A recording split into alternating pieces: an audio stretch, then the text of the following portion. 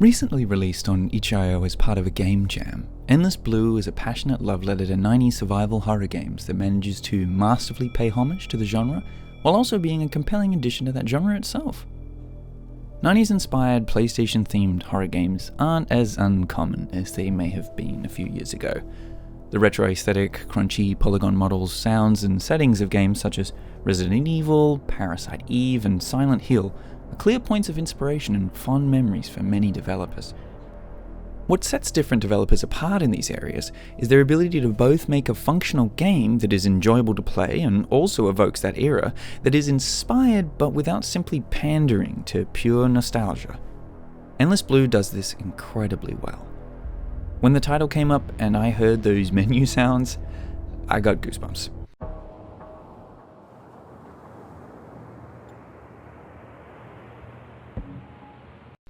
It reminds me exactly of all those games, yet doing it in a new way, with a new setting. Endless Blue begins with you as Raina, an agent or spy working for an unknown group sent into the depths of an underwater facility. Your mission isn't known, but communication with command is broken, so information gathering seems to be the best course of action.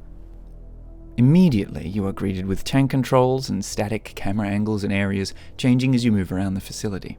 You have a nice inventory, health monitor, and image of your red-haired protagonist. One of the things I like about Endless Blue is that it has both these classic influences on full display, but with modern tools and visual enhancements too, which blend together really well with the game's overall aesthetic.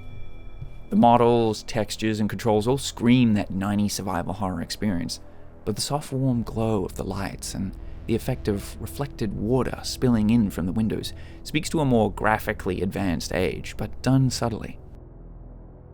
The door opening taken from Resident Evil, the military infiltration mission felt like something from Metal Gear, and the dread of not knowing what was around each corner was simply good horror and good homages. The pacing was done well, the game giving you enough time to take in your surroundings, read notes, and get a feel for the lack of life inside. A bleeding body in a hazmat suit warns you of dangers lurking around, yet unseen. A VHS tape showing only the descent of some high-tech camera moving deeper into a pipe or tunnel before shutting off suddenly says more than any shambling ghoul could in the first 5 seconds. A VHS tape, mind you, that you might miss. Unneeded to progress, but so satisfying to find for the fact that you, the player, are learning more about what has happened to this ARC facility. It all works to service the chilling atmosphere.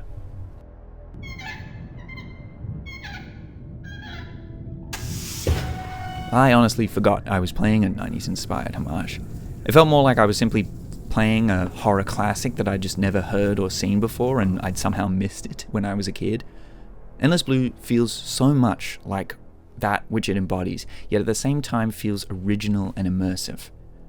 If I'm playing a 90s style horror, I expect puzzles, I expect heartbeat monitors to represent health, but that doesn't immerse me in a game or its world. What was her mission? Why is this guy dead? What are they looking for down here?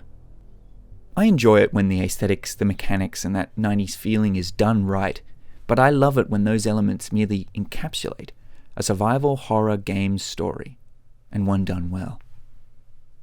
The writing and voice acting is great, and great for the same reason.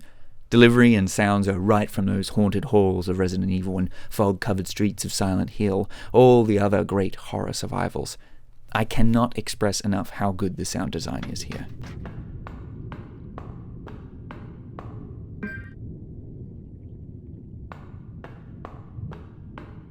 Strange. Who is that woman?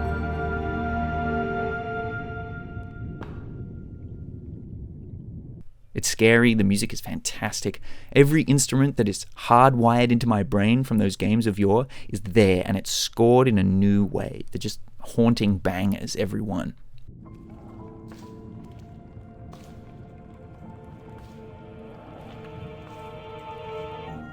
What the hell? Don't come any closer. I'll shoot if I have to. Designs and cutscenes too. Wonderfully done, that don't break up the action or the game, they just add more intrigue, more spice to the overall broth, making a deliciously scary experience. Matt DeVito and his team have created something incredibly good here. even if it is just for a jam. I believe he and his team did it in at least under a month or something. Something insane to produce at this level and quality.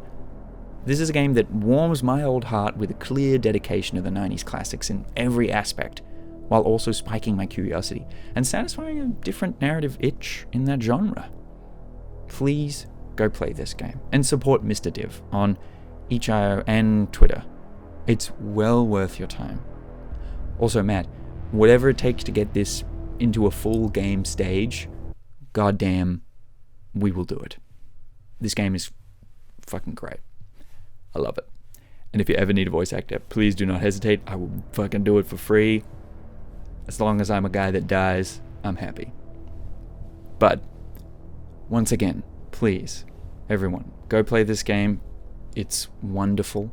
It's short and it's sweet, but it leaves you wanting more, and I really hope that happens.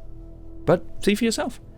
I hope you enjoyed this review, and yeah, see you all another time.